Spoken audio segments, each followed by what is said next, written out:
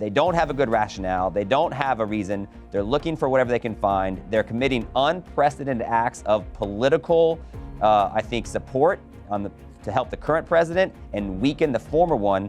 And I think it's unfortunately quite transparent. And it just shows you the state of how political the mechanisms of justice have become in this country. The White House insists that President Biden did not know about the raid on former President Donald Trump's home. Republicans find that hard to believe. But it is not just Republicans who are wondering what it is that the FBI thought they would find in boxes of papers that they had previous access to. Never mind whatever they could find by combing through, among other things, Melania Trump's clothing. Mr. Trump has a copy of the warrant that might shed some light on the target, but he hasn't released it yet. And we now know that the FBI alerted the Secret Service 45 minutes before they arrived. So to try to figure out where the bar is, in other words, what would it take to find enough documentation on Trump to prosecute the former president, we're beginning tonight with a researcher who investigated the case of Hillary Clinton and the top secret emails that were on her computer.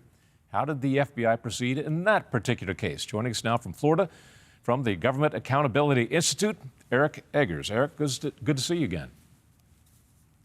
Great to be with you, Doug. First of all, your overall questions that lie in your mind about this raid on Mar-a-Lago.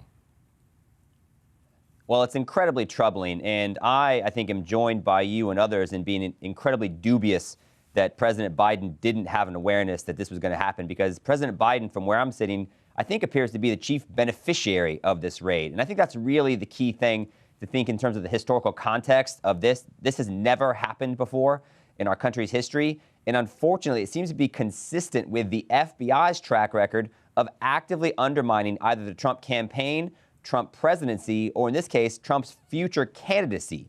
Remember that in 2016, after Hillary Clinton was found to have over 100 emails on her private server that had confidential information, let alone another 2,000 that had classified information, the director of the FBI came out 2 days before the election and said, yeah, it's bad, but we're not going to be filing any charges. Then 4 years later, when then President Trump was up for re-election and the FBI had information about Hunter Biden's laptop, including damning information about his business deals, the potential involvement of President or then candidate Joe Biden, the FBI said, well, this is actually disinformation. And that became the narrative that allowed, I think, the media to rationalize the censorship of that information. And so now we have, fast forward, as President Trump contemplates a future run for the presidency, it seems like an overt and callous attempt to try to disqualify him from being eligible to be reelected by trying to get him on a technicality with involving the Records Act. So unfortunately, I think that it seems an overtly political act by an organization that's supposed to uphold the rule of law in this country. Your point, Eric, about this being unprecedented, that this has never happened before in American history, is really well taken. And it begs the question, why is the FBI, why is the Department of Justice, why is the White House not commenting beyond this raid? We've heard absolutely nothing from them.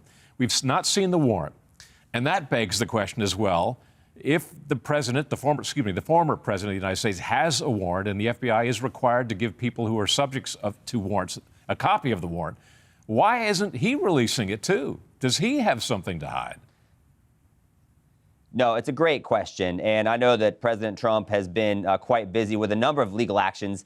He was, I think, pleading the fifth in civil court in New York today. So who knows, the actual warrant was served in Florida or if he received a copy of it in New York. And I think it's important for the president to say what it was that they think that they were looking for. But I absolutely agree. I think when you have committed an unprecedented act of raiding the personal space of a former president of the United States, then someone needs to say something to offer up a plausible rationale. And absent that, I think we're left to sort of conclude that they don't have one. And because of, unfortunately, the track record that we've mentioned previously, it's hard from where I'm sitting for the FBI to have the benefit of the doubt.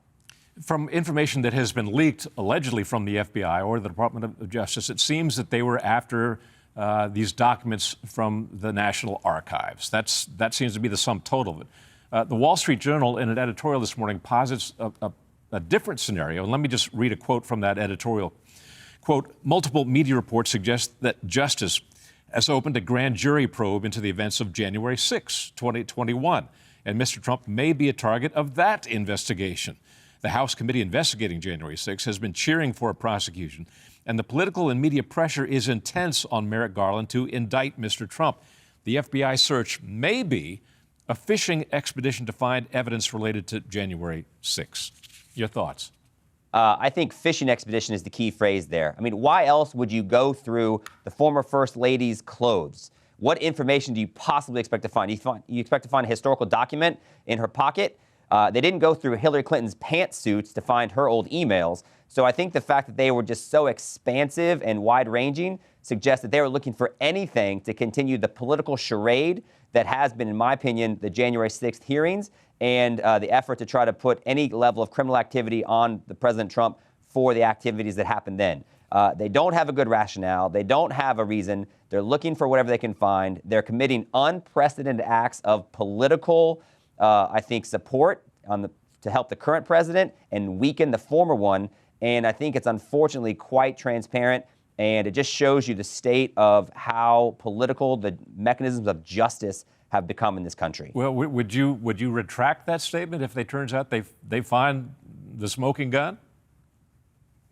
If they have, in fact, found a smoking gun in Melania Trump's pocket, yes, I will absolutely retract that. Okay. Absent that, then I think, yeah, then I'll stand by what I said. Okay. But then again, even if that is the case, you have to examine what you've already talked about a little bit here, the apparent double standard. You guys at the Government Accountability Institute were among those who released the information about what the FBI had found in Hillary Clinton's laptop and the attempts at destroying that evidence, bleach bitting it and hammering it, literally hammering it to destroy evidence of tens of thousands of emails, many of which were classified. Take us into the weeds on that. What did you guys find? Well, I think the important thing to remember is, why did Hillary Clinton have a private email server in the first place? It's because she had set up an unprecedented commingling of personal and public interest, right? When she became Secretary of State, she actually had to sign a waiver by the Obama administration because the Obama administration was so worried about the appearance and potential conflict of former President Bill Clinton giving paid speeches for foreign sources and their foundation receiving money from all over the world, while at the same time she was in a position as Secretary of State to give profound favor to some of those same interests. And our investigation that led to the book Clinton Cash revealed exactly that. I actually traveled to Haiti in 2014 to investigate the overlap of interest between people that donated to the Clinton Foundation, people that paid Bill Clinton speeches, and people that benefited from when Hillary and Bill were in charge of the Haitian rebuild. The big winner out of the Haitian reconstruction was an Irish telecom billionaire who sponsored Bill's speeches. The big loser, unfortunately, was the Haitian people, which they continue to suffer 8 years after the fact. So, unfortunately, that's exactly this sort of, we call it the Clinton blur. And that's why she had a private email server set up. That's what led to her having 1,000 or 2,000 confidential emails, 100 pieces of information that were classified, which if you ever talk to anybody that's ever worked in military intelligence, they would say they would have gone to prison for such a thing. That's why the chance of lock her up started.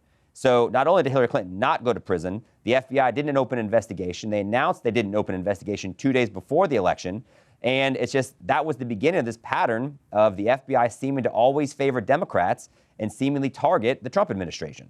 Eric Eggers, thanks for that work that you did on that particular case. It's truly remarkable, and at the very, very least, it seems to suggest a profound double standard.